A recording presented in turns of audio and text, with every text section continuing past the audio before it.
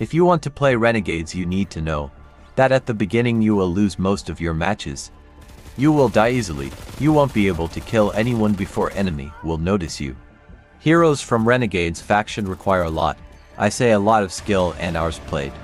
But, if you get this skill and learn how to play them, you will see that you can conquer the whole lobby, be nearly immortal and kill even the toughest opponents easily. However, skill is not the only requirement to do that.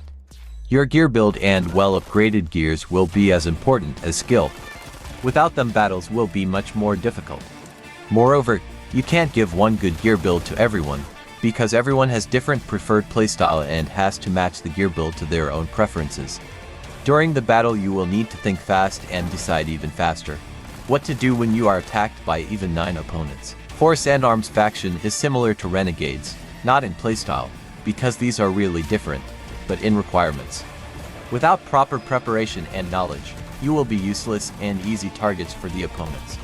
If you want to play heroes from Force and Arms faction, for sure you will need to learn about their main ability. They rely on them.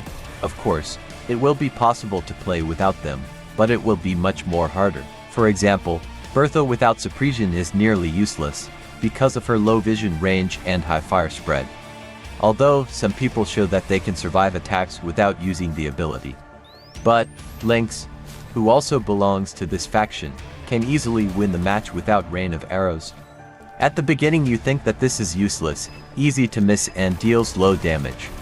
But, if you learn about this ability, you will see how useful and deadly it is. Next we have Skytech Megacorp. It is one of the easiest factions to play. Heroes have high damage, high defense stats, but really low health. That means, if you don't pay attention to your surroundings, you will die and lose battles. Although, if you make good decisions about where to place force field, freezing mine, use energy ball, or when rush with shield, enemy will be scared, locked in one spot and wouldn't be able to defense. Heroes from this faction are deadly, but with correct gear build, they become even stronger. Enemy couldn't even notice when you have already killed them. To kill enemies easily, you have to control fire spread, because Skytech Megacorp heroes are known as with high fire spread, so it is difficult to hit opponents. The last but not least is Pyro faction. Heroes from that faction are also easy to play, but only if you know everything about their passives. That is right, they rely on their passives. Most of the time to rush and survive you need to activate your passives. Most often is getting damage, to get yourself good effects, like fire spread and fire speed, or to get enemies bad effects, like burning or increased fire spread. However, devs in the newest update gave us possibility to activate them with own abilities, for example throwing grenade. Talking about passives, heroes from Pyro faction use them mostly to control the area, like not allowing enemy to come to specific spot or just dealing damage to armor so the whole damage can be dealt to health, like 100% armor penetration.